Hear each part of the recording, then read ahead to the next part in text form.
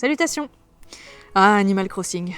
Ce petit coin de paradis virtuel où tout est agréable. Même quand il fait mauvais temps, la pluie semble être une simple éclaboussure rafraîchissante qui laisse toujours place à un grand et beau ciel bleu. Ah là là, on est bien sur cette île. Et pourtant, il y a des dangers. Et oui, il peut vous arriver quelques mésaventures. Vous pensiez secouer un arbre innocemment pour récupérer de précieuses branches d'arbres ou même un objet pour parfaire la déco de votre petite maison? Oui, il y a des objets dans les arbres.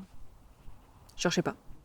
Quand soudain, votre sang se glace. Un nid de guêpes tombe de l'arbre et vous vous faites attaquer par ces satanées bestioles. Non, mais c'est dangereux, Animal Crossing, hein, mine de rien. Vous pouvez finir défiguré ou vous évanouir si ça fait 2 fois que vous vous faites piquer. Quand même. Ah, ces sales bêtes, elles pourrissent nos barbecues estivaux, il faut en plus qu'on les retrouve dans nos petits mondes virtuels. Mais bon, pester dessus, c'est une chose. Mieux connaître son ennemi, c'en est une autre. Allons-y de ce pas alors. Première chose à savoir, c'est que quand on parle de guêpe, eh bien scientifiquement ça correspond à rien, dans la classification taxonomique, j'entends. C'est en fait une expression vernaculaire qui désigne plusieurs espèces d'insectes de l'ordre des hyménoptères, qui comprend aussi les abeilles par exemple. Les espèces que l'on va le plus trouver dans nos contrées européennes sont la guêpe commune Vespula vulgaris et la guêpe germanique Vespula germanica. Ce sont 2 espèces assez proches et sociales, la colonie étant organisée en caste avec une reine pondeuse. Mais quand les abeilles butinent paisiblement les fleurs faisant partie intégrante d'un paysage bucolique, papillons virevoltants et senteurs florales dans l'atmosphère, les guêpes, elles, font figure de monstres voraces. En effet, pour nourrir leurs larves, ces insectes mal aimés se muent en chasseurs redoutables. Vespula vulgaris, tout comme Vespula germanica, est une espèce prédatrice d'autres insectes. Papillons, coléoptères, mouches et leurs larves, en particulier les chenilles, en prennent pour leur grade et sont livrées en pâture à leurs progénitures qui les attendent par dizaines de milliers dans la colonie. Il arrive même que les guêpes se payent le culot de voler leur proie aux araignées. Une fois adultes, elles perdent leur goût pour les apports protéiques et rejoignent leurs comparses productrices de miel pour se sustenter en nectar et autres sources de sucre telles que les fruits mûrs. Il peut arriver aussi qu'elles profitent qu'une colonie d'abeilles soit affaiblie pour chipper un peu de miel. Par exemple, après l'attaque d'un ours, après laquelle la ruche va être complètement éventrée. Par contre, c'est prendre de gros risques pour nos guêpes, car les abeilles sur le pied de guerre peuvent la tuer de leur venin. Il vaut mieux pas trop être gourmande. Mais attirée par tout ce qui est sucré, elle peut fortement convoiter votre soda posé négligemment sur la table pendant vos barbecues dominicaux. Ces insectes sont facilement distinguables de par leur couleur caractéristique jaune vif entrecoupée de rayures noires qui fait frémir dès qu'on l'aperçoit du coin de l'œil redoutant sa piqûre. Et pour cause, la guêpe peut se montrer agressive et peut piquer sans raison apparente, même si c'est quand même pas systématique. Le mieux pour éviter ce genre de déconvenus, c'est encore de ne pas l'énerver.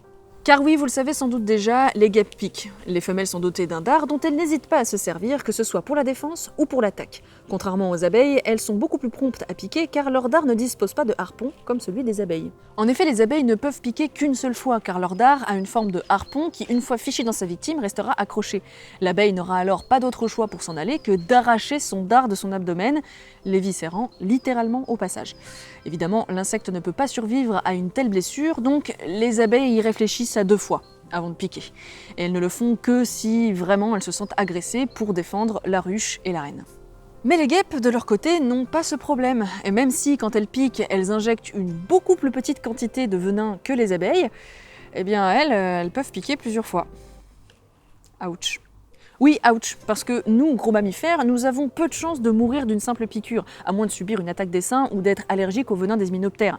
Là, c'est sûr que c'est pas la même limonade. Mais sinon, ça va. Une piqûre de guêpe, c'est pas si grave. Par contre, ça fait mal.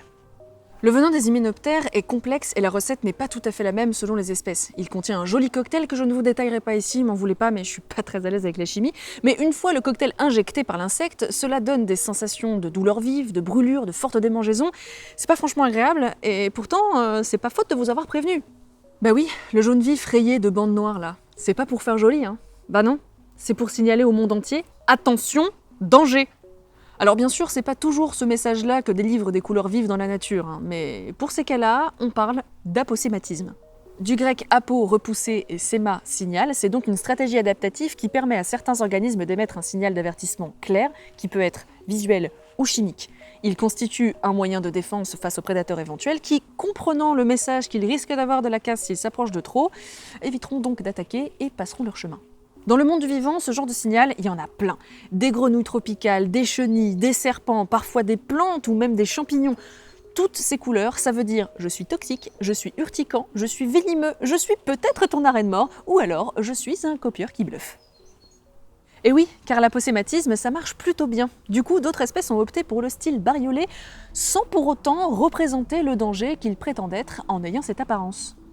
Ainsi, le serpent corail est imité par la couleuvre faux corail, la coccinelle est imitée par plein d'insectes, dont les gendarmes par exemple, et les couleurs caractéristiques des guêpes communes sont copiées par cet insecte que l'on peut croiser aussi en France métropolitaine et qui est... Allez, je vous laisse quelques secondes pour deviner ce que c'est.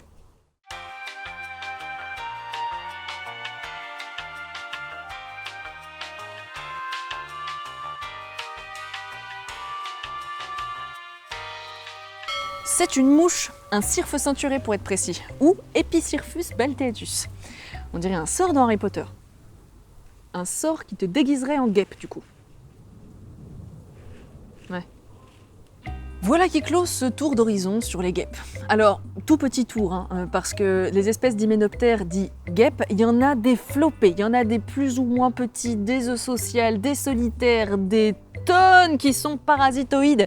C'est donc l'occasion parfaite pour vous suggérer de visionner ou de revisionner l'épisode La guêpe et la coccinelle que j'ai fait il y a maintenant un petit moment sur cette chaîne, mais qui n'a rien perdu de sa saveur.